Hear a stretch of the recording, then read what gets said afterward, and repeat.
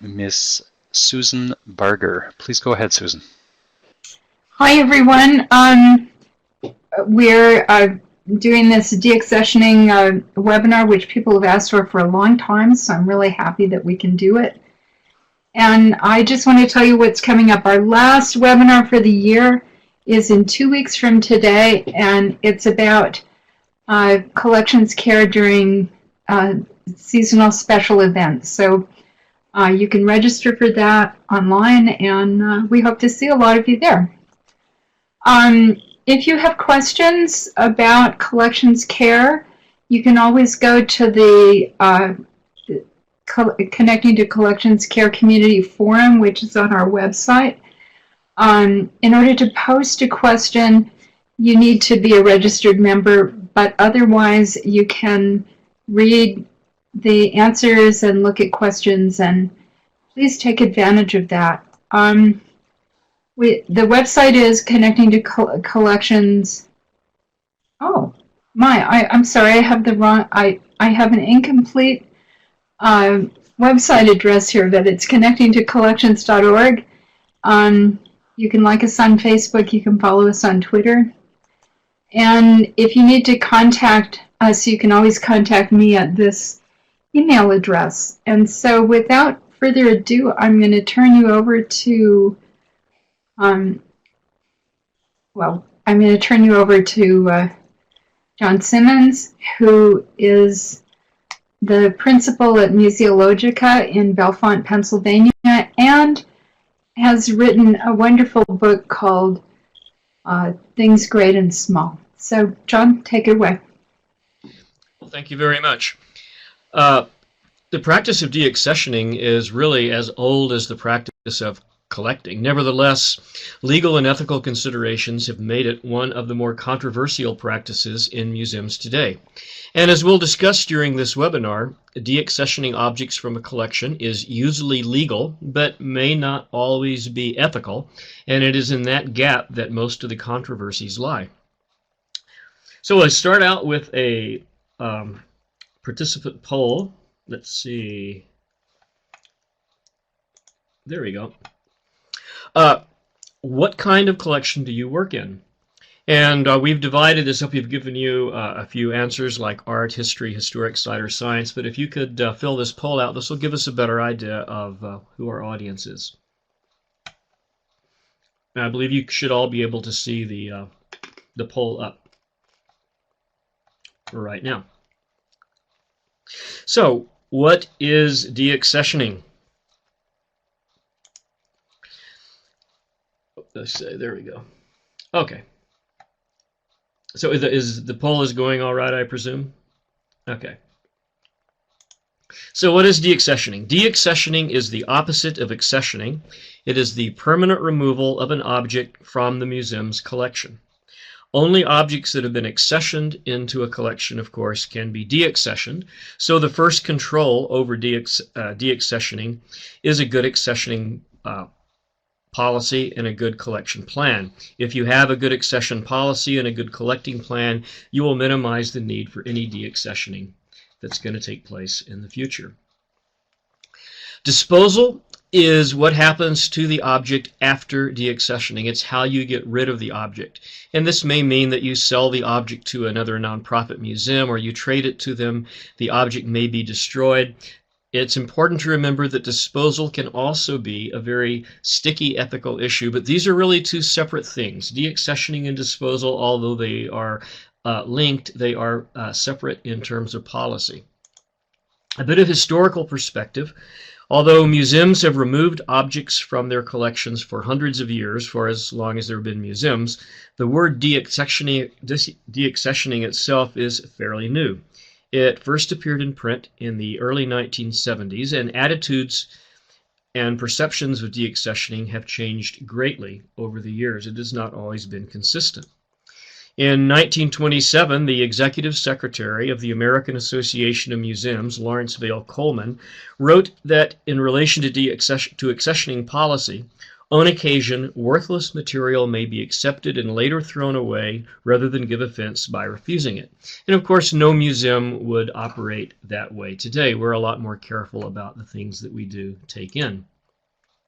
Another view comes from Thomas Messer, who was director of the Guggenheim Museum, and he rather famously wrote that a museum, no more than an individual, cannot constantly ingest without occasionally excreting. The Code of Ethics of the American Alliance of Museums, which was published in 1991, restricted the use of proceeds from the sale of collections materials to the acquisition of collections. However, a lot of people had issues with that, particularly people that worked in history museums, and the code was revised then in 1994 by the AAM Ethics Commission to reflect these disagreements. And the new code stated that proceeds from the sale of deaccessioned objects could not be used for anything other than the acquisition or direct care of collections.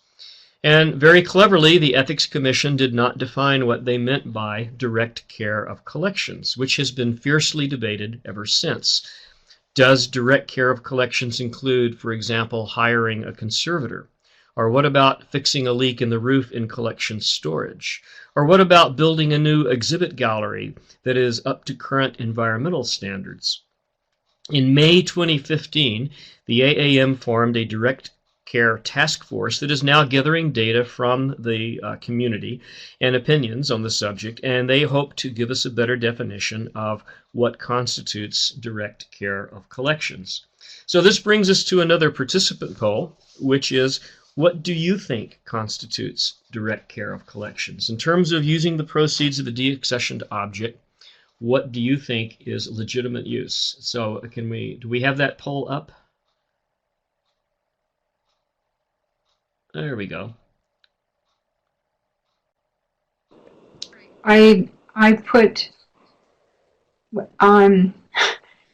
just put in your answers because I missed on poll number 1. Well, that's okay. So we'll get some answers here. So I see that we have 96 answers, 97, but I don't see any of the answers. But yeah, I think we're down here. oh, there we go. Okay, yeah, I see them now.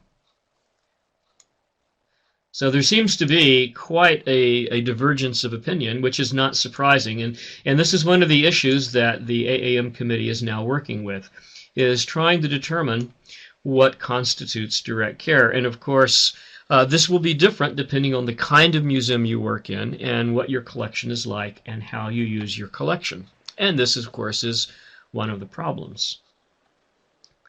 Well, we'll let that poll continue for a bit because it will be nice to look at those answers later. And we'll move on with a little bit of historical perspective.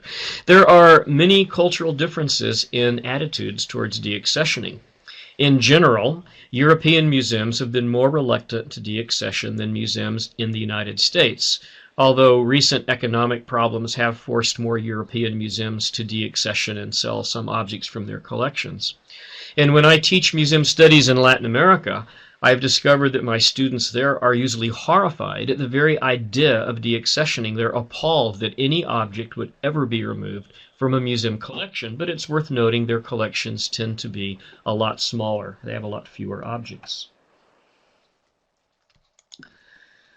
Most European museums follow the ICOM Code of Ethics, which is the International Council on Museums Code of Ethics, which states that there must always be a strong presumption against the disposal of objects to which a museum has assumed formal title.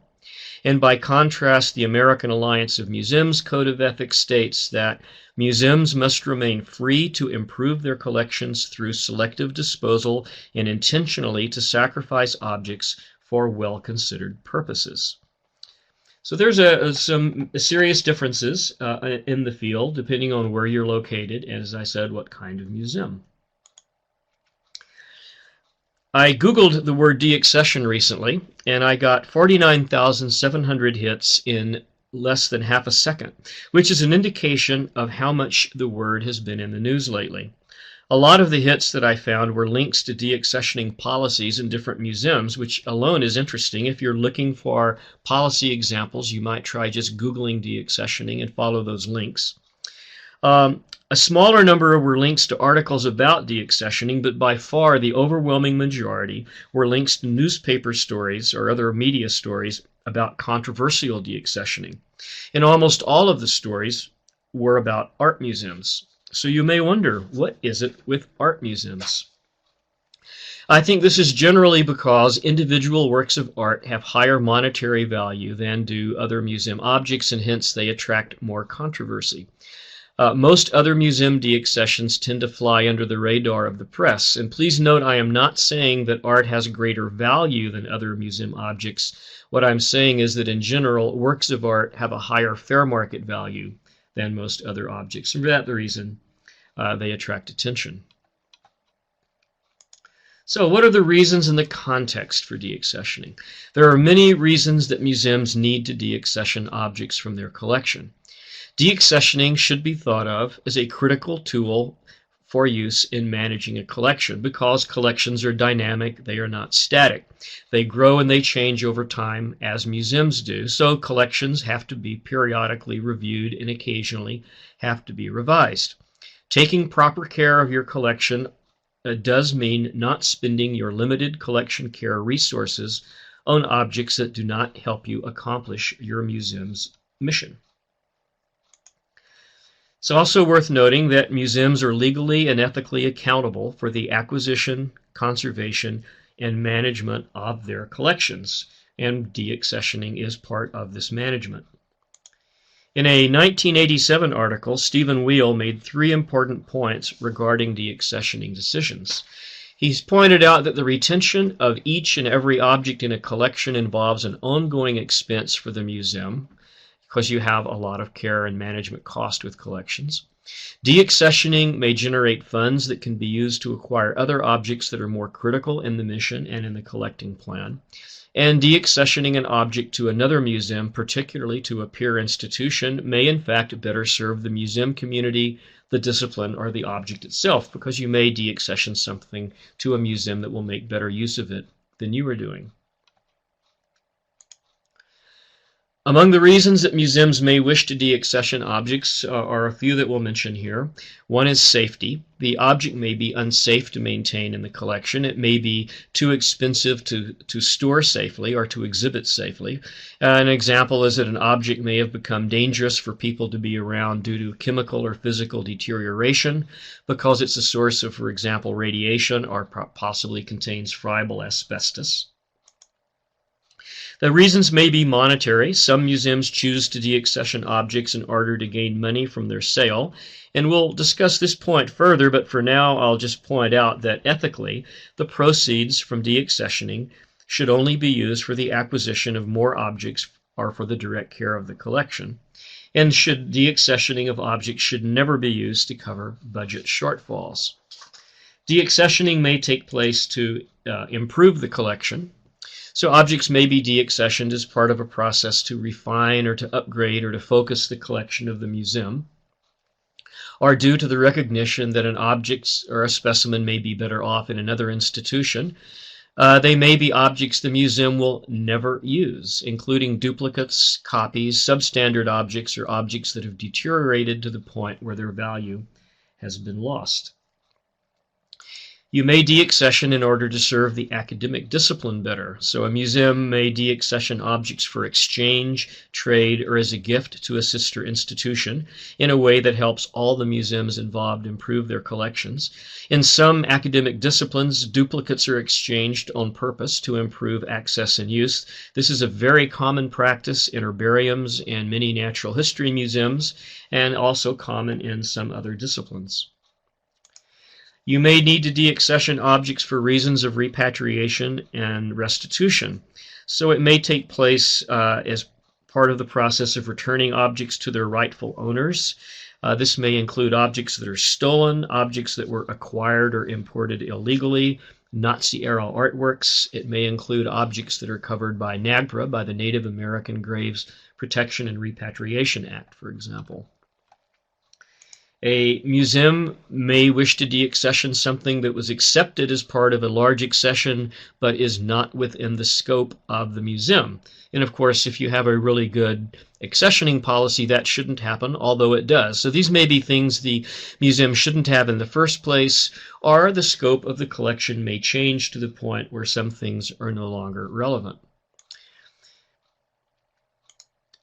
And objects may be deaccessioned if they are no longer relevant or no longer used due to dissociation, which means such things as the loss of documentation, which causes the object to be devalued, the discovery that an object is not authentic, or because the object has deteriorated to the point where it is no longer useful.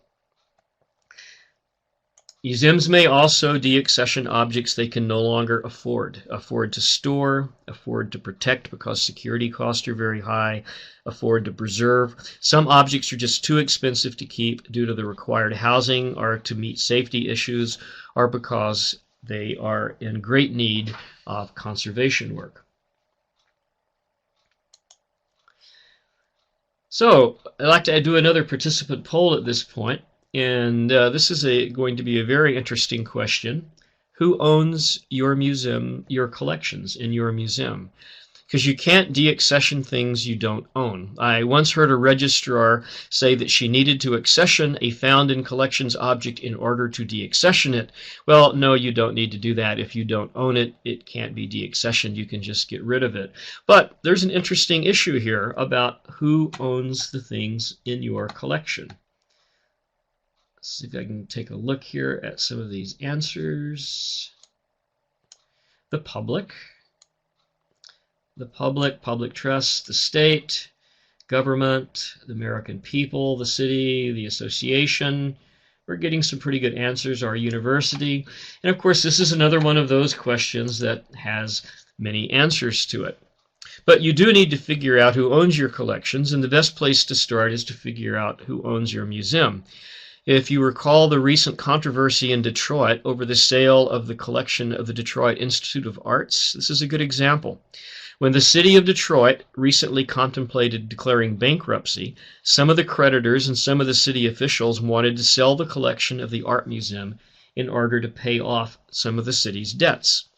The museum collection was valued at somewhere between $2.8 and $4.6 billion.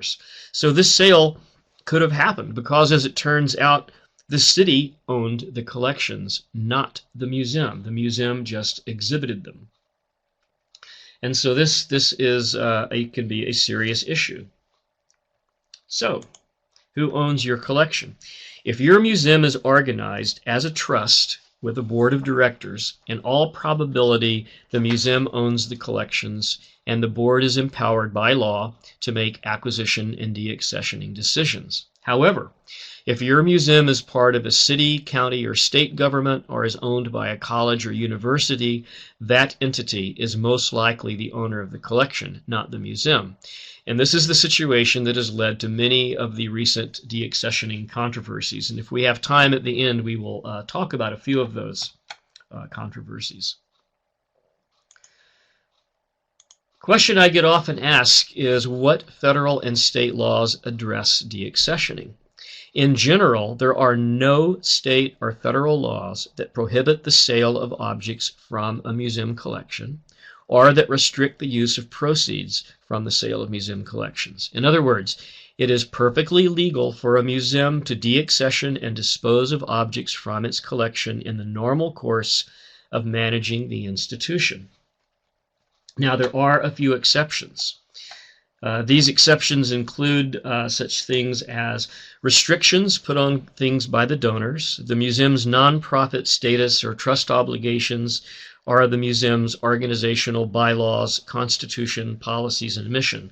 So let's talk about these exceptions to the general rule. And we'll begin with donor restrictions. There may be objects in your collection that are not available for deaccessioning because of a precatory restriction. A precatory restriction means the donor has specified something on the order of the object can never be deaccessioned, or the object has to be exhibited permanently, or if it is deaccessioned, it has to be returned to the donor's heirs or given to another museum. These are all fairly common restrictions that used to be put on things for donors, and those would be an issue with deaccessioning. In general, museums should avoid accepting gifts with precatory restrictions, the restricted gifts, because these restrictions are very difficult to comply with in the long run. They may restrict the museum's ability to achieve its mission, and they can be very expensive in terms of staff time and exhibit space to honor. So in general, we try to avoid these kinds of restrictions, even though they might protect the objects from being deaccessioned. Sometimes precatory restrictions can be overturned by the use of si pre proceedings. Si pre is a legal phrase which means as near as possible. The late Stephen Wheel explained that si pre is the doctrine in the law of charities, whereby, when it becomes impossible, impracticable, or illegal to carry out the particular purpose of the donor, a scheme will be framed by a court to carry out the general intention of the donor by applying the gift of charitable purposes that are closely related or similar to the original purpose. In other words, you can come up with a scheme that will be close to what the donor intended. You'll have to consult a lawyer to determine whether you can do this or not, and how to do it. It is a very complicated legal proceeding. You will have to go to court. An example of this is you may call the controversy that went from the 1980s through the 90s until fairly recently surrounding the relocation of the Barnes Foundation. The Barnes Foundation collection was located in the Barnes School in the suburbs, and it was moved to Museum Row in downtown Philadelphia, and it was the si pre doctrine that was used to overturn the terms of the Barnes Trust in order to legally move the collection. Lawyers will warn you that this is an area of law that is evolving very quickly. On the one hand, 49 state legislatures, and ironically all except Pennsylvania, have passed a version of the 2006 Model Uniform Prudent Management of Institutional Funds Act, which, among other things, liberalizes the rules for releasing and modifying restrictions on institutional assets. On the other hand, common law in many states has been moving to give donors a greater say in whether restrictions are enforced or modified. So these are two contradictory things going on at the same time. The bottom line is, if you want to overturn donor restrictions, it is essential that you consult with an attorney familiar with this area of the law and your particular state laws concerning the release or modification of restrictions. This is not a time to try to do it yourself. The institution's nonprofit status may also affect deaccessioning. Most museums are organized as nonprofits, and the trustees of a nonprofit museum organized as a trust have a duty of care and a duty of obedience to consider when it comes to collections care. And this is where when we talk about collections being held by museums in the public trust. And this public trust responsibility includes deaccessioning. A trustee has a legal obligation to protect, preserve, and increase the assets of a trust. It's very well stated in one of my favorite museum books, A Legal Primer on Managing Museum Collections, that at the very least, the board should be under obligation to institute policies reasonably designed to further the mission of the organization, and should also be able to demonstrate good faith efforts to monitor such policy. If your museum's institutional mission, the one that's formally adopted by the museum governance, emphasizes the role of the collection, this will strengthen the obligation the board has to protect the collection. However, in some recent court cases, lawyers have argued for a more liberal use of deaccessioning funds by claiming that the trustee's duty to increase the assets of the trust obligates them to try to sell deaccession objects for the highest price that they can get, because this will increase the assets of the trust. So again, we have some contradictions in the law, and these can be very sticky issues to work with. Another area that may cause exceptions to the general rule is the organizational bylaws, constitutions, and policies. And the museum's bylaws, constitution, and policies do not directly have the force of law, but they can be a factor in legal challenges to deaccessioning, along with the institutional mission. So your board or other governing body is required by law to do certain things and prevented by law from doing other things as a nonprofit. And among the things the board must do is abide by the organization's bylaws or constitution and support the policies it approves. So if you have bylaws for your museum that strongly argue against deaccessioning or the use of deaccessioning funds for something other than direct care of the collections, this can be turned into a legal argument if you wish to challenge the deaccession or the use of the funds. Another aspect is notification of the Internal Revenue Service. If a museum decides to deaccession a gift within 3 years of its receipt, this will likely cause a tax issue for the donor if the donor took a tax deduction for the donation. So if the museum deaccessions a donated object within 3 years by the calendar date of accessioning it, the museum is required to notify both the donor and the Internal Revenue Service. And you can read about this on the Internal Revenue website. There is a Form 8282 which needs to be filled out. So if you are in the situation of deaccessioning a gift that was received less than 3 years ago, you should look at the IRS website and check the restrictions. These things do change over time, so do go and check that. For sources for more information, I've compiled a handout with some references for those of you who want to look deeper into the legal and ethical aspects of deaccessioning. The list is by no means comprehensive, but rather consists of what I think are some extremely useful things to read, many of which can be found and downloaded easily on the internet. Next area I'd like to address is professional standards. Because our time for this webinar is somewhat limited, we're not going to go into detail about professional standards and codes of ethics today. I believe that those will all be addressed in another webinar at a later date. But information on where to find the codes of ethics for several significant museum organizations is available on your handout. Keep in mind that ethical standards are not set in stone. By definition, ethical standards evolve and change because ethics are based on the collective experience of the community.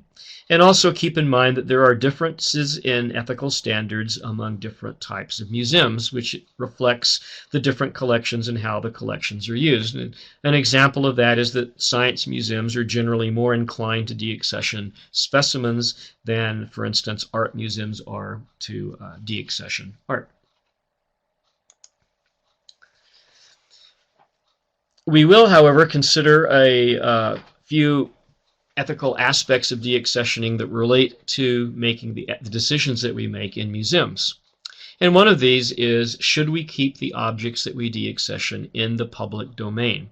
There are a lot of people in the museum world that worry about the sale of objects from museum collections to private individuals, because when this happens, it means the objects are no longer in the public domain, which is to say they can no longer be seen by the public.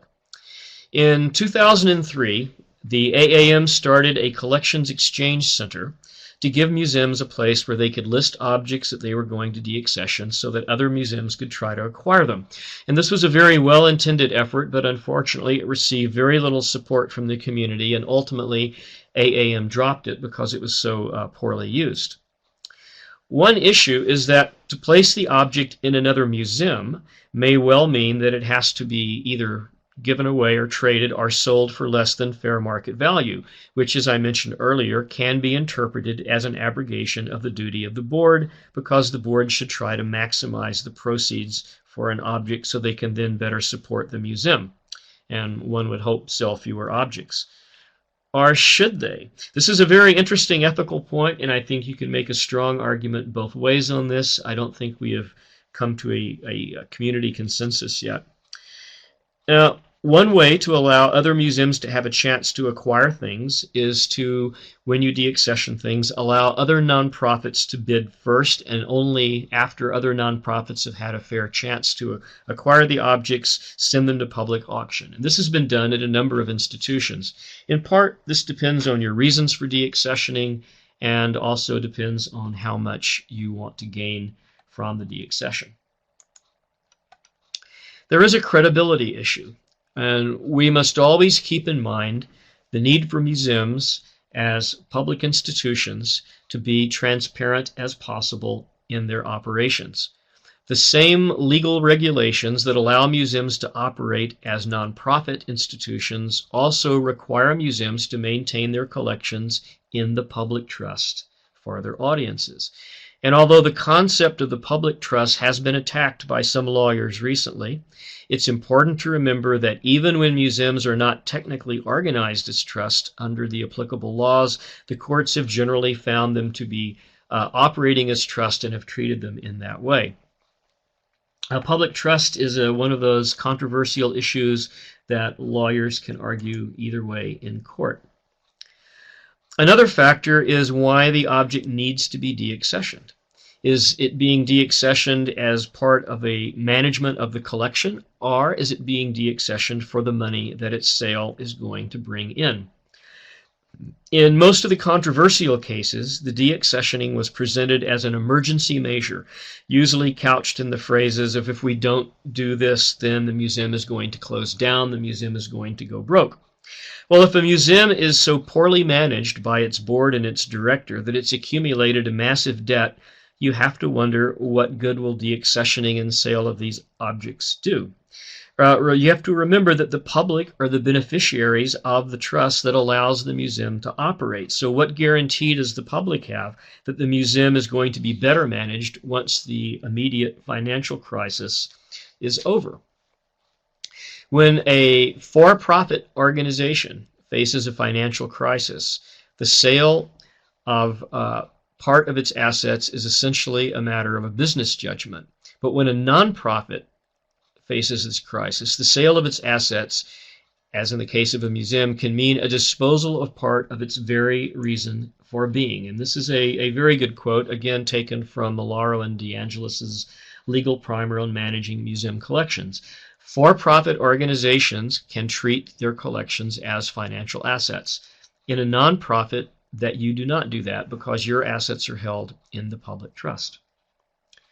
Another issue that's related to all of these, to credibility and reasons for deaccessioning, has to do with notification of the donors. Some museums have a policy that requires them to notify living artists when their works are deaccessioned. Others have a policy that says they will notify the donor of an object or even the heirs of a donor when objects they gave the museum are deaccessioned. Personally, I think this is a very bad idea, because it implies that the donor still has some control or some legal interest in the object, which is contrary to the legal definition of a gift.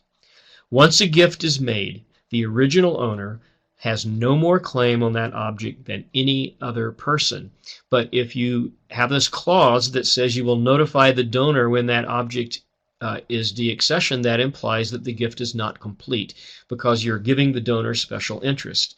And I believe that notification of donors may weaken a museum's credibility both with donors and with the public. That's just my opinion. A lot of people strongly disagree with that and feel that the museums are under an obligation to notify donors when they deaccession things that they donated. And this again is a controversial issue. It will depend on the kind of museum you work in and how that works out in your policies. So, brings us to another participant poll. I would like to know if your museum has a deaccessioning policy, and if so, do you think that the policy that your museum has is a good one? So we have a pretty simple yes or no poll here. So it looks like quite a number have a deaccession policy. So your choices are yes, you have one and it's good, you have one and it's not good, or no, you do not have one. Could we make that poll box just a little bit larger, because I can't quite read the numbers on the bottom to the replies to the last question. There we go, thank you.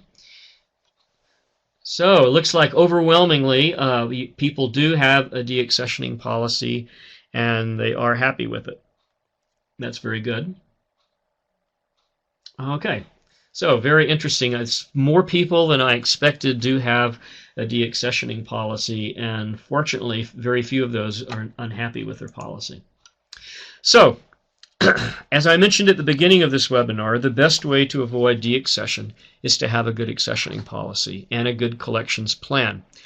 Policies should be in harmony with one another, including the mission, which tells you what your institution's goals are, the collection plan that tells you what you need to collect and what not to collect in order to accomplish the mission, and what not to collect can be as important as what you do collect. The accessioning policy tells you how to ensure that the objects you take legal possession of fit the collections plan and help you accomplish your mission. And the deaccessioning policy is there as an important collections management tool that will help you make the best use of your limited collections care resources to achieve your mission. And I always say limited collections care resources because I have yet to find a museum who feels they have enough resources to properly take care of their collection. So it's important to have these policies in harmony. They need to work together. If one gets reviewed or revised, you are wise to take a look at the other related policies as well. Deaccessioning policy is one of the few exceptions in which procedures should be part of the policy statement. Normally, the procedures for enacting the policy are separate so that they can be changed to better enforce the policy without having to go back to the museum's governance and seek approval. But deaccessioning, because it is so controversial, is the exception. And I do recommend for this one policy alone, including procedures as part of the policy. The policy should mandate that deaccessioning can only be done for reasons accepted in standard museum practice, that deaccessioning requires approval by the museum's governing authority, and that deaccessioning must be done in compliance with the board's fiduciary duties, in other words, in keeping with the board's obligations to protect the museum. The policy should spell out the criteria for deaccessioning, which need to be in harmony with the mission and the collecting plan. The policy should specify who is responsible for approving deaccessions, and normally that people put in a dollar value there, so over a certain amount it needs to go to the full board, under a certain amount a director or a curator can sign off. And it should also mandate that the museum keep very thorough written records of any deaccessioning actions. Your proposed sample policy should begin with a statement of purpose for deaccessioning in your particular institution. It should include a phrase that tells you that deaccession should be in adherence to the museum's mission, that the deaccessioning must comply with any laws of your state that are applicable. You should comply with the intent of the donor. Deaccessions should be documented in writing. A lot of people like to list the acceptable reasons for deaccessioning objects as part of a policy, and of course it should have those procedural steps. Well, deaccessioning is only part of the issue. The other related issue, of course, is methods of disposal. And there are both acceptable and unacceptable methods, both legally and ethically. Acceptable methods include donation to another nonprofit institution, exchanging objects for other objects that help you better accomplish your museum's mission, use of deaccessioned objects in public programming, repatriation, the return to the donor or the donor's heirs. And of course, I've already told you I think this is a bad idea, but not everyone does. It is acceptable to sell objects. I recommend selling them through a dealer to avoid having your museum's name directly associated with the sale. They can be sold at a public auction, and again, I strongly recommend using an intermediary so that it does not appear that your museum is selling objects from the collection. And of course, destruction, if the object poses a safety hazard, or in many cases things that are faults or forgeries, are destroyed. There are also unacceptable means of disposal. These include selling deaccessioned objects in the museum gift shop, which is considered a ethical no-no and can get you in legal trouble as well.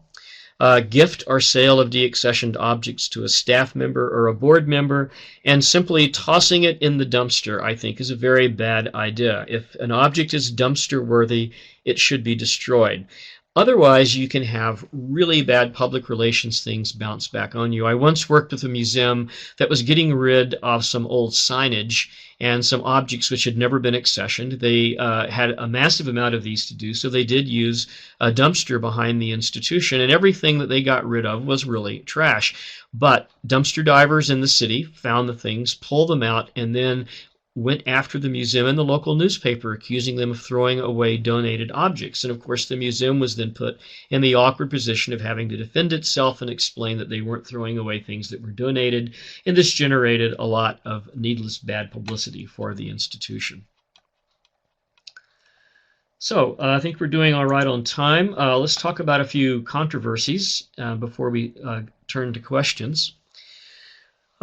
Most of the controversies involve the use of the proceeds of deaccessioning rather than the deaccessioning itself. And part of this has to do with monetization of the collections and subsequently bad public relations. There have been a lot of recent cases in the news where the owners of collections, usually it's been colleges or universities, but sometimes boards of trustees, seem to view the museum collections as a piggy bank from which they can withdraw assets for cash at will. And as the court challenges have shown, for the most part, this is perfectly legal to use the collection in this way, although it is definitely unethical by museum standards. And the resulting publicity typically reflects very badly on the part of those advocating the sale. Monetization refers to treating the objects in the collection as financial assets based on their free market value. And this is what happens when a museum decides to deaccession an object and sell it. In this case, what you're saying is that the fair market value of the object trumps all other values. It's more important than the cultural value, the nostalgic value, historic value, value to the community. All of these are ignored because you're converting the object into cash. And a lot of people get very passionate about this and want to look for ways to resist this sort of deaccessioning and sale. There are a few ways to do this. We've already mentioned that objects with precatory restrictions, such as cannot be sold or must be exhibited permanently, can easily be challenged, but even these precatory restrictions can be overturned in court by using the C. Prey doctrine in the law. The museum board, or whatever governance the museum has, can be challenged if the deaccession seems to be contrary to the museum's mission. This is a very difficult kind of challenge to make. There have not been many of them. They're usually not successful. The way that this is typically done is people appeal to the Attorney General of the state where the museum is located, and they ask for an intervention. In most states, it's the Office of the Attorney General that oversees charities or public trust, which museums are. So there are very few examples of this being successful in practice, but if this involves a particularly iconic object, an object that is very central to the museum's mission, this sometimes can be a successful challenge. Another challenge is on the intended use of the proceeds. What makes a nonprofit institution different from a for-profit is not how much money it brings in. There is no limit to the amount of money a nonprofit can earn. The difference is how that money is used. And the Internal Revenue Service is very strict about this. A nonprofit must use its proceeds to accomplish its mission. So the proceeds that are gained have to be put back into accomplishing the organizational mission. This sort of challenge can be made by appealing to the Internal Revenue Service and, in effect, outing the museum for not following nonprofit rules. I have not seen any court cases where this has been done yet, but I expect to see some in the future because the IRS does have very clear rules about profits in nonprofit institutions. And lately I have seen some instances of the use of deaccessioning funds in nonprofit museums where they are treated as if they're assets in a for-profit institution. And this can land you in some issues with tax law. So that's another avenue that you might try working on if you're opposed to a deaccession or the use of those deaccession funds. There have recently been some rather high-profile cases in the news, and I thought we might recap those real quickly before we go to questions, because these are the ones that tend to get the most attention. Fisk University sold a 50% interest in its Stieglitz collection to the Crystal Bridges Museum of American Art. The sale was challenged based on the donor intent for the Stieglitz collection, because the donor intent was clearly to have that collection in the Fisk Museum to be used by students. The university used the C. Prey doctrine in this case when they went to court, and they won. The collection is now shared. The sale went through. And by the collection being shared, this means the objects in the collection must be physically transported back and forth between Bentonville, Arkansas, and Nashville, Tennessee on a regular basis. When you have shared ownership, the IRS now requires both owners to have possession for the percent of time that reflects their ownership. So if it's a 50% sale, they each have to have the collection physically in their possession half the time. So with this sale, Fisk University got $30 million for allowing the collection to be shipped back and forth every 2 years in this case. So every 2 years, everything has to be packed up and transported from Bentonville to Nashville or back. Alice Walton of the Crystal Bridges Museum has been portrayed both as a very savvy art collector and as a vulture who uses her family's fortune to raid museums that are suffering through financial hard times. So this resulted in a lot of bad publicity, but in the end, the university did get their way, and they did get $30 million for it. Another case was, was Randolph College in Lynchburg, Virginia, which decided to sell a painting from the Meyer Museum to make up for a college budget deficit. The sale was challenged, but it went through because it turned out the college owned the painting, not the museum. The museum managed the painting, but the college was the owner. The really tragic thing in this case was that back in 1920, the student body had raised $2,500 to buy the painting for the museum. So people felt very strongly that this painting belonged in the museum, and even though the students raised the money to buy it, it still belonged to the university, not to the museum. So they raised $2,500 in 1920. Randolph College got $25.5 million for the painting in auction. The money was then put into a college endowment. The worst thing that happened in this case to the college was some very bad publicity, including a sanction by the Association of Art Museum Directors, and the college actually issued a statement saying that they didn't care about the sanction. The scariest thing that happened was described in an article in Museum Magazine that pointed out this was a semantic transformation from art as education to art as commodity by the school's administration. Another case that became highly profile was Brandeis University, which decided to actually close the Rose Art Museum as a cost-cutting move, and part of this would have been selling off the collection. This resulted in a firestorm of negative publicity, and in this case, there's a happy ending. Not only did Brandeis decide to keep the museum, they decided to renovate it. So they responded very well to the otherwise unfavorable publicity. And the last case I wanted to mention is the most recent. In March of 2014, the Delaware Art Museum announced plans to sell 4 works of art to bring in $30 million. And they needed this money to pay debts from a loan that the board had taken out to pay for a facilities expansion. Well, there was much criticism in the press. Delaware went ahead with the sale. Unfortunately for them, the sale raised only $19 million, not the $30 million that they had hoped for. The museum was sanctioned by the Association of Art Museum Directors, and it also lost its AAM accreditation for this breach of ethics. So those are just some examples of recent controversies in museums. And at this point, I think it's probably a good idea to take up some of the questions. And so I see we've got at least one question over here already in the parking lot. And Susan, you can correct me if I'm not looking at these correctly. But a question is, what about repo objects? I presume that means reproduced objects, not those repossessed, that were mistakenly accessioned. It's been suggested to me that pass them along to our gift shop manager now that they've been deaccessioned. There is a little bit of an ethical principle here in that if the museum is perceived to be selling the same kinds of things it collects in the gift shop, this can be result in very bad publicity for your museum. This would probably be legal. Personally, I would check with a tax lawyer before I did that, and you might also look at the IRS website.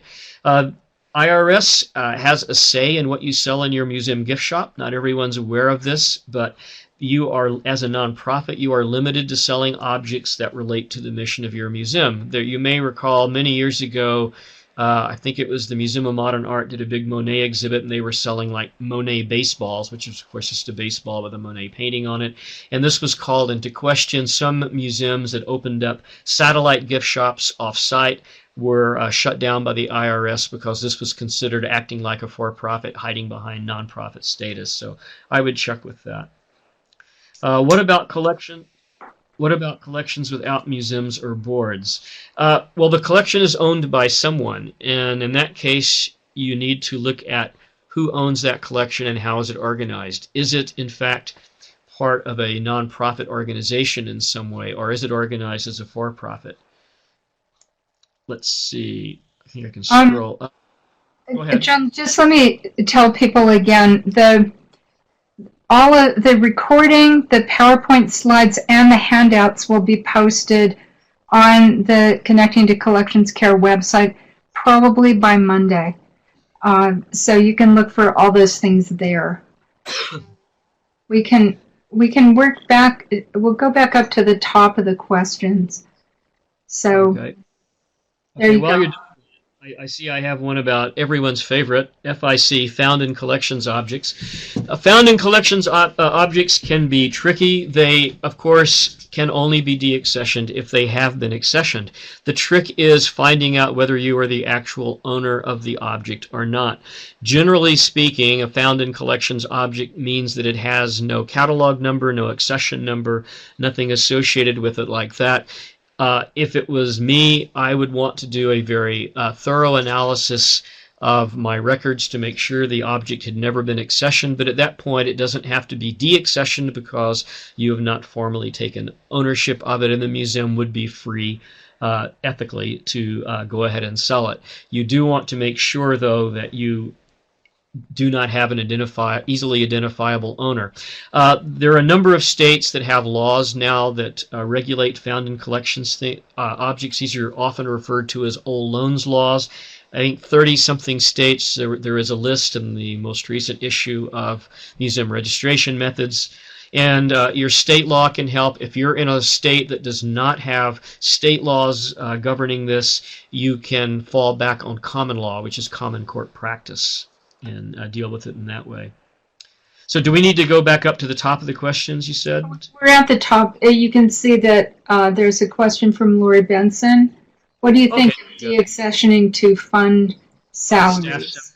Salary. Okay, this is that area of what constitutes direct collections care. My personal opinion is that staff salaries are an obligation of the institution that they need to take care of. This should not be considered part of collections care. This is part of funding your staff, even if it's your collections staff. I know other people will disagree with me. The problem with using deaccessioning to fund salaries is, where do you stop? You are, in effect, giving away the store, and I think we need to pay far more attention to honoring the terms of our public trust and not use them for such things as paying salaries. What about artifacts that are found in collections may never have been accessioned? Again, if it's not been accessioned, then you are pretty much free to do with it what you like. But you do need to check and make sure that you cannot find another easily identifiable donor. It says perhaps the province might have a law about abandoned property. In Colorado, if you've had no contract, no proof of ownership for 7 years, the museum can claim ownership and deaccession. Yeah, and this is fairly common law. The laws vary slightly from state to state. I do advise you to look up the law in your state. but they are to be pretty much alike. Let's see. Go ahead. Excuse me, John. You should check. Often there are two sets of laws. One is an abandoned property law that's related to museums and cultural institutions, and one is general abandoned property.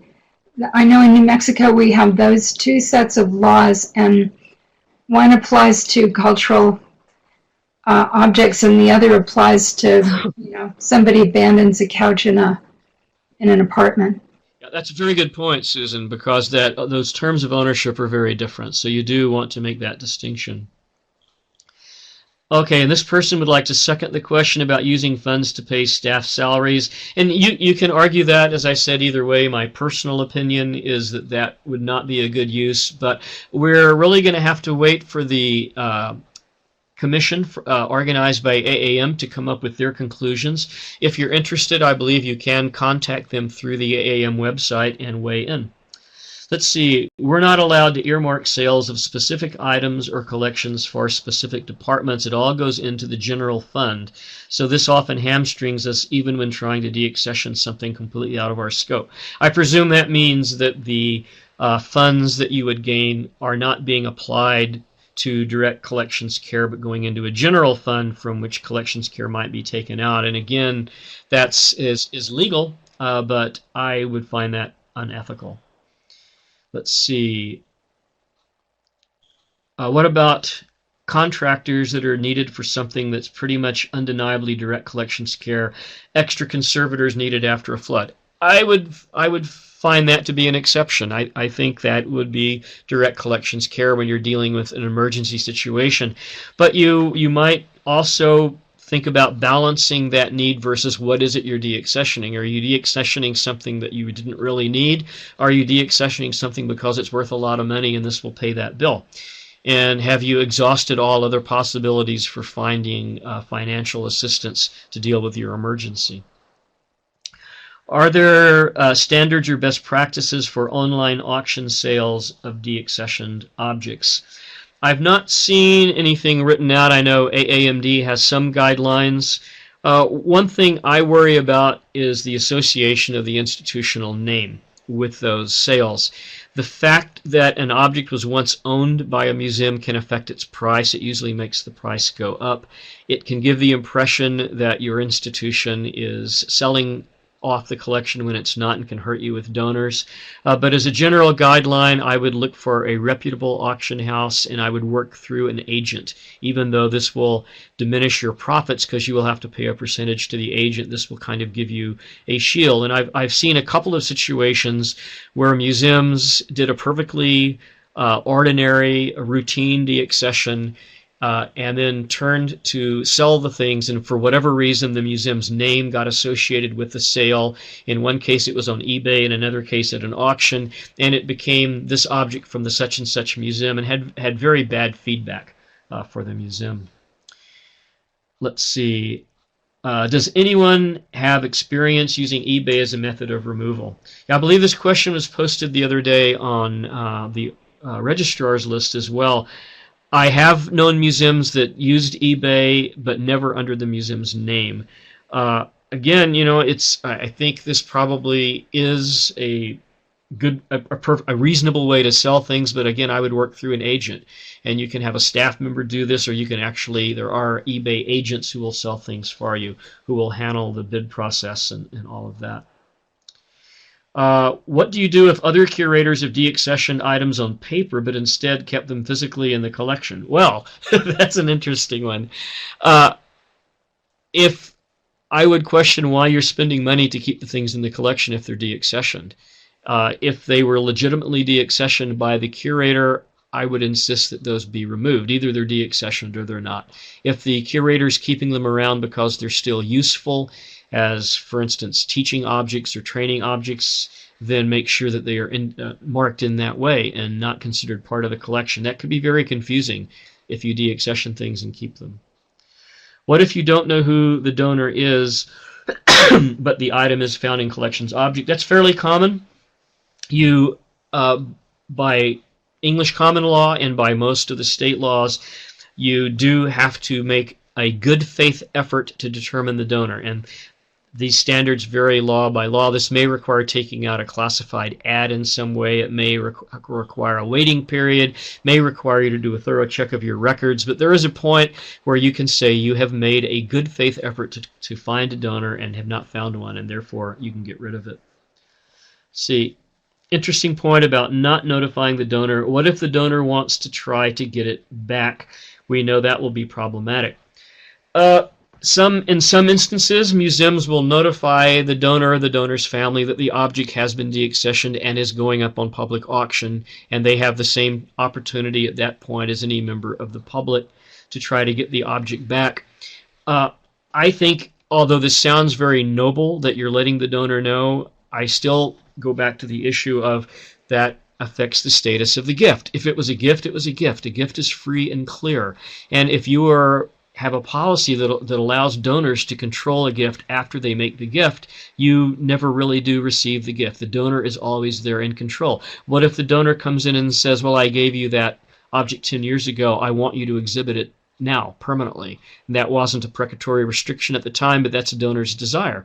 Would you follow that? Probably not. So I don't know. I think that although these are well-intentioned, I think they can have a lot of bad effects. If you know, for example, this was a family object that was donated by a family and the family is still active in the community, that might be considered an extenuating circumstance, but it can get very complicated very quickly.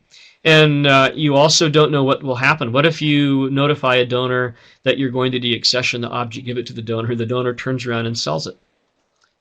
You would then not have made that money yourself.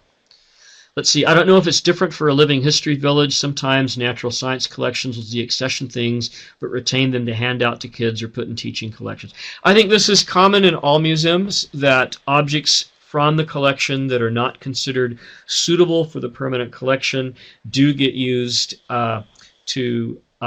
particularly as teaching aids. I personally don't think museums giving things to children or other visitors is a very good idea. I think museums need to stress the importance of maintaining these objects in their collections. And when you turn around and give them to children, that might be good. You're doing a nice thing for the kid, but you're also telling the kid, well, nothing in the collection is permanent. We might just give you stuff out of it. I think that's a bad idea. It's perfectly legal, but I don't think it's a good idea. Let's see. Can we scroll down here to the next question then? Okay, I've been erasing them. I'm sorry, I missed that, Susan. I've been erasing them as we go. Right, I didn't see that you had. I'm sorry. Yeah. We have a history of collecting large groups of things that haven't been thoroughly assessed before arrival. I'm told our choice was all or nothing. Advice. It sounds like you are not the person making the decisions. A collections plan and a good accessioning policy. An accessioning policy that says all objects taken in have to fit the collections plan. A collections plan that very carefully defines what your museum takes and does not take is your best defense. There are times when you will be overridden, and by someone higher up in the administration or by a board, and when that happens, you really have no choice but to take the things. And if you can make the division before things are accessioned, you receive a gift, take out those things you want, accession them, do not accession the others and get rid of them is one way to do it. If everything has to be accessioned, then you have to turn around and go through the deaccessioning process. If this is happening often, you need to sit down with whoever is doing this, your board, your leadership, and have a discussion about why this reflects badly. I know that in a lot of university museums, this is a fairly common occurrence. What will happen is someone in the development office or the dean's office will accept a gift on behalf of a museum without the museum being consulted, and it creates a nightmare, a headache. Okay.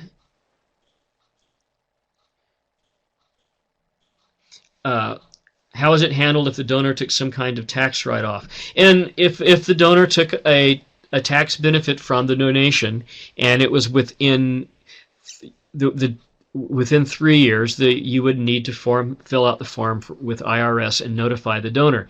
If the donor is taking a tax benefit you should have filled out the form already for the donor. The donor can't merely claim that they gave an object to you. The donor will have to have a form saying that you received the object that was donated. And so you should be able to know that. You can always fill out the form just in case the donor took a tax benefit. If you don't know whether the donor did or not, you notify IRS, and it then becomes a problem between the IRS and the donor. Not all donors take a tax benefit. Not all donors take the full tax benefit. It will depend on the owner's taxes that year. And I think that now donors are required to have certified appraisals. Depends on the value of the That's object. right. That is correct. Right. And there are standards, and those standards have varied over the years by the amount. I don't recall the most recent amounts, but if you go to the IRS website, that's very clearly listed out there. There's a cutoff dollar amount. I believe it used to be under $500 appraisal is not required, and then the difference between $500 and $5,000 required one level of appraisal, and over $5,000 another. I don't know what the current law is, but that's easy to find. I think that's right still. But now the kind of appraisals are much more stringent than they were even 2 or 3 years ago. That is true, and that's because of a lot of fraud. Yeah. That's IRS responding to problems created by people taking a bigger tax benefit than they should have. So when you see these changes, keep in mind why those changes are being made and understand the importance of doing that. And this is off topic for that, but I will caution people when they get into the area of appraisal to be very, very careful in your conversations with donors. You are not allowed to make an appraisal or share an appraisal with the donor. You're not even allowed to recommend an appraiser to a donor because that is considered a conflict of interest. If a donor needs appraisal, tell them to go look up appraisers on the internet. You might point out that there are 2 professional associations, but beyond that, you may not recommend an appraiser to a donor. How do you destroy fire-cracked rock? That's a good question. First, I'd wonder why you wanted to do that, and secondly, I'd get a sledgehammer. But let's see. Nonprofit IRS says items of insignificant value can be returned. Sometime each IRS individual can have a different value, item of insignificant value. That is true, but insignificant value usually refers to below a certain free market value. Every object has free market value. You may think some objects don't, but they do. And one way to look at that is go online and look at the prices things are selling for. Even your fire-cracked rock, someone is going to be selling one somewhere, or you can figure out how much it costs to get that fire-cracked rock to your museum and figure out a value for it. So insignificant, you can also ask IRS what they consider insignificant, and they should be able to give you a cutoff, like under $500, under $100. Let's see. How do we destroy? I have textiles and books. If they need to be destroyed, one way to do it is by burning. Another way to do it is by shredding. It will depend on the materials the object are made of and why it needs to be destroyed. If these are things that pose a safety hazard, you might have to destroy them by going through a company that deals in hazardous wastes. Who destroys them and what documentation do you need? That depends. Who destroys them depends on what it is being destroyed and how dangerous they are. And the documentation, it's recommended that you have a witnessed destruction. So a person from the museum, they're present at the destruction, and you're often encouraged to bring in a neutral witness, an outside witness as well. And you can also photograph the discussion and keep all that information in the files. One thing we haven't mentioned is when an object is deaccessioned, you should keep the records of that object, even though you no longer have it. You should label the records that the object was deaccessioned. You should include the documentation of the deaccession, but those records should never go away. And the photographs of the destruction can be part of that documentation. If an object has an accession number on it and is being deaccessioned, do you remove the number? This is another one of those controversies. My personal opinion is yes, you do, because couple of reasons, one of which is that accession number can affect the price because it can make the object seem more valuable. The other reason is that accession number will make people wonder in the future if this object was really deaccessioned or not. Was it maybe stolen, maybe loaned to someone, and then that somehow wound up in the market? I'm all for that. Other people want to keep the number on so they can identify the object. I personally think the object should be thoroughly photographed, described in a condition report, and the accession number removed and then not reused. See, a museum volunteer retained the numbers in the databases and noted it was destroyed. Prevents confusion. Yes, exactly. That by retaining the accession number or the catalog number and retaining the records of the object and labeling them as deaccessioned and destroyed, that does help you prevent problems. Yeah, I think this next one we answered already. I believe we did. So let's move down to the next one. And I believe we actually addressed the next one as well, collections without museums or boards. You have to go back to who is the owner of that collection. Can we discuss the pros and cons of selling deaccessioned objects through eBay versus traditional auction houses? Well, eBay does have that kind of trailer park reputation for a lot of people. But it depends on how it's handled. Again, I would work through an agent, and whether it goes to an auction or eBay might depend on how much you hope to make off the object or how much the object is worth. If it's relatively low value, it may not be financially worthwhile to go through an auction house. But I would, in either case, personally, I would use a third-party agent. Let's see. Do you think storage materials and shelving of objects can be considered direct care?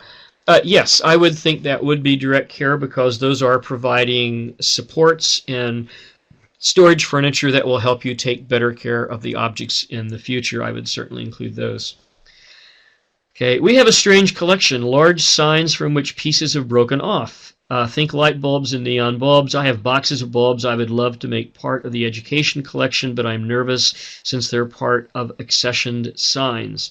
Any advice? Well, do the boxes of bulbs, extra bulbs you have, are they, pardon me, are they historically congruent with the signs? Would you need them at some point in the future to replace burned out or broken lights in those signs, or would you not do that?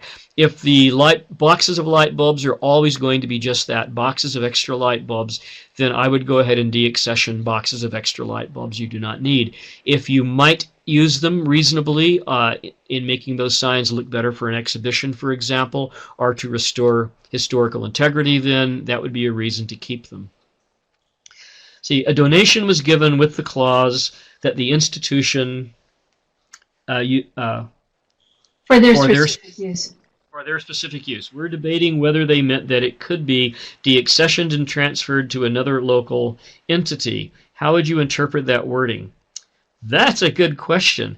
I would think for their specific use would mean just that, the specific use of that institution. But that might be one where you need to consult a lawyer before you make your decision to make sure it's would not be considered a precatory restriction. I think that's another one that you could probably argue both ways on. And that might depend also on the value of the object. Since the AAM Collections Exchange Center no longer exists, has anything taken its place? What I have seen is that both on Museum L and on the Registrar's Group, people have, from time to time, posted lists of objects that they are deaccessioning or planning to deaccession that are available and offered them to other museums. A lot of museums work directly with sister institutions, so when they deaccession an object, they contact nearby museums that have similar kinds of things and offer them to them. I have not seen any kind of clearinghouse pop up. I think when the AAM clearinghouse started, people thought this was going to be extremely useful, and it turned out just not to have drawn much response from the community. But I think in the way we communicate today, probably the listservs such as RCAAM and the and MuseumL and other more specific listservs are probably a more reasonable way to go to get that information out in front of your colleagues. Does anyone have suggestions for impressing upon boards and other staff members the immense importance of ethics beyond the legal requirements? Well, ethics by definition are always beyond legal requirements, and you can do this a couple of ways, and one of which is you can ask your board to help you write an ethics, a code of ethics, or go over your code of ethics and review it, and come in prepared with examples. You can easily find examples these days in the news media of problems that are ethical in nature. They originated because someone did something unethically. A great source of this kind of article is Global Museum, which has a news feature that changes every week. It usually has around 20 stories in it, and a lot of those are ethical things. But I would look for real-life examples from real museums and bring those to my board and say, what would you do if? And here is a problem that could have been resolved by this example. I would also talk to them about what ethics are. Ethics are standards of conduct above and beyond that is legal that are determined by the community. So your museum codes of ethics weren't dreamed up by some person sitting in a closed room. They came about through practice, through people's collective practice and experience being pooled together to figure out how to prevent problems from being solved. Are there any examples of museums deaccessioning or removing a lot of large objects at once, hundreds or more? Well, sure, NAGPRA. A lot of museums wound up doing massive deaccessions to return both sacred objects and human remains to rightful tribal, the rightful tribes during NAGPRA. There are other examples like that. It's not very common, fortunately, because that would indicate in other cases other than something like NAGPRA, it would indicate a very bad collecting plan. If you don't capitalize your collection, view the collection as a financial asset, can you sell deaccession items? Sure, because you're only selling those that you deaccession. The capitalization of collections is quite controversial. A few years ago, the accounting board wanted to make museums add up their collections and count them as assets. This was finally, they were talked out of it by AAM, but capitalization of collections is generally considered to be a very bad idea. There's some strong statements from AASLH and AAMD about this out there. But yeah, you are only dealing with the capitalization of those objects that you have deaccessioned, not with the rest of your collection. What if you have a donor that wants the object up on display or else they want it back, and there's no deed of gift in the file? If there's no deed of gift, the burden is upon the donor to prove that that is a condition for the donation. If the donor cannot produce some documentation in the form of a letter or something like that, then you are not obliged to do that, and this becomes then a personnel issue. How important is that donor to you? How reasonable is it to exhibit that? My experience has been when donors want things exhibited permanently, there's usually something else going on. The donor for instance, doesn't believe your museum will take good care of the object, or they want the glory of that object there. And if you sit down with them and talk to them about the issue, maybe take them into collection storage, show them how you take care of things, how many objects you have, maybe you can get to the root of that problem. Maybe a placard somewhere in the museum acknowledging their donation would be acceptable in lieu of putting an object on permanent donation. You can explain to the donor that it's better to take an object off exhibit and then return it from time to time, because then it attracts people because it has come out of storage and has not been seen for a while. So I would try first talking through the issue with the donor and see if you can figure out what the actual issue is. Let's see, we have furniture in our collection that is accessioned, that is being used in our cafe for public use. I keep stressing it needs to be deaccessioned. I think that's a very good point, because if you're using the furniture in the cafe, that's not taking very good care of it. And I think you can go to the board and say this is an abrogation of the board's duty to care for the collection. If the furniture is something that you don't mind being accessioned and used in the cafe, that it's not critical to the collection, then I would do it. And I would point out that if the furniture is damaged, this is going to reflect very badly on your museum's standard of care of its collections. But if it's just old furniture, it won't.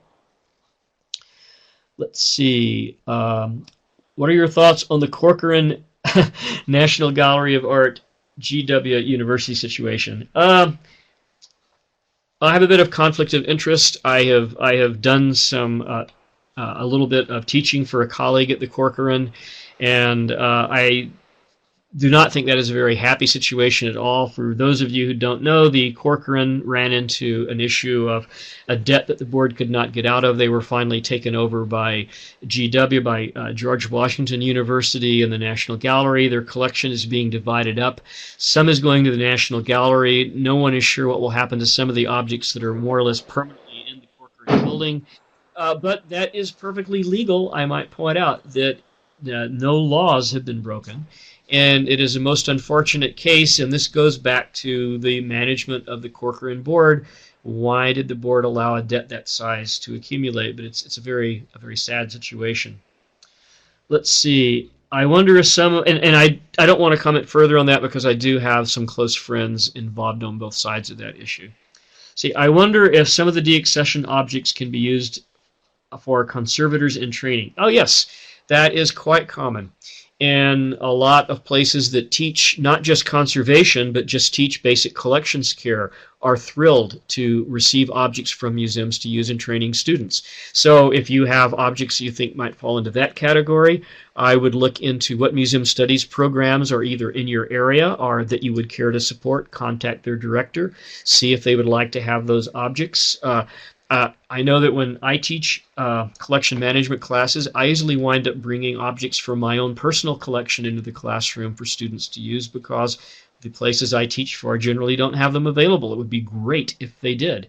Those are objects that students can handle and use and learn to mark, and it was going to produce a much better generation of collection specialists. If an outside contractor is appraising your collection, is it unethical for them to recommend methods of disposal or potential buyers' recipients? That is a very interesting question. I think it would be a conflict of interest for an appraiser to recommend a purchaser. So I don't think I would want to deal with an appraiser who offered to do that. Because the conflict, the potential, we want to avoid two things in museums as part of transparency. One is conflicts of interest, which are real. The other is the appearance of a conflict of interest, because the appearance of a conflict of interest can have very negative results in terms of publicity and how people see your museum and what kind of faith they have in it. And this is a case of, even if the appraiser did not have a conflict and was doing this out of the kindness of their heart, it looks like it. It certainly looks like they're favoring one purchaser over another, so I would think that would not be acceptable. Any suggestions for listservs? In terms of, I presume this refers to posting lists of collections. Museum L, of course, is a big one. It's very widely read. I believe there's around 4,000 subscribers now. The Registrar's Listserv, RCAAM, anyone can be on that listserv. You do not have to be a member of the Registrar's Committee. There are other listservs for natural history collections. There's NH Cole. I know there are many others for specific types of collections, so I would look out and see what's available. When sending deaccession materials to auction, is it okay to use the proceeds from the sale to offset the cost of packaging and shipping the materials? That's an interesting question because, of course, that's not really direct care of the collection, is it? I would think that, I don't know, that does puzzle me because it's not direct care of the collection, but it is part of the cost of disposal. And it's another one of those I think can be argued from either side. I would imagine that this is probably not that much different ethically from paying a fee to an agent to sell the object, so that probably would be acceptable. I keep saying probably because I am not really an ethicist. You can ask Sally Yurkovich about these questions, possibly. Let's see, what are the credit lines for new acquisitions purchased from proceeds from deaccession sales? That depends on the museum. A lot of museums will actually say on the credit line purchased from deaccession funds. That tends to draw attention to the deaccessioning funds, and some museums don't like to do that because they like to keep their deaccessioning, make it not quite so obvious, but that depends on your institution and what you're comfortable with.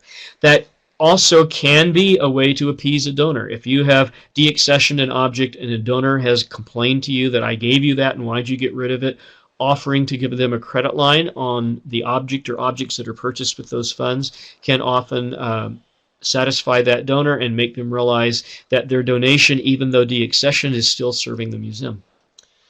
Let's see. And here's a suggested format in answer to that.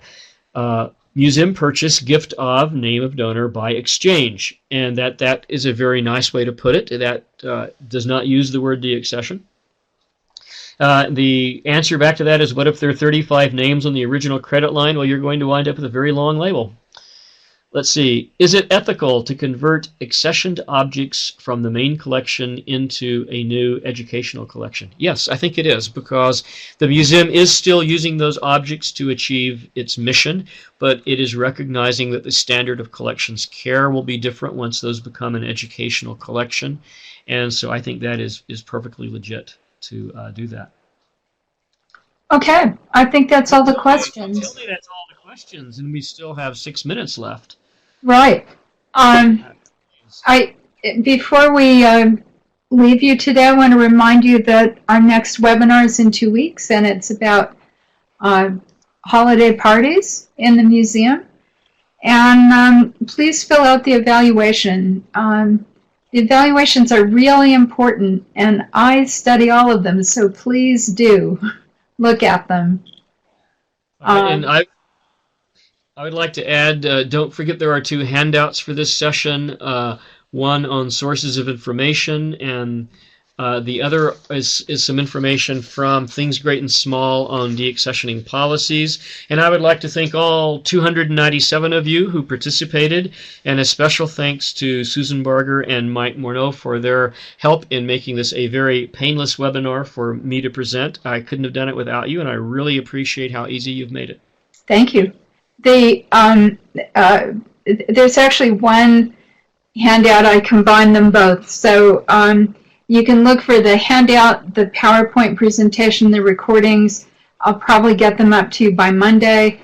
They'll be on the website. So thank you all for coming. We had almost 400 people today. So thanks a lot.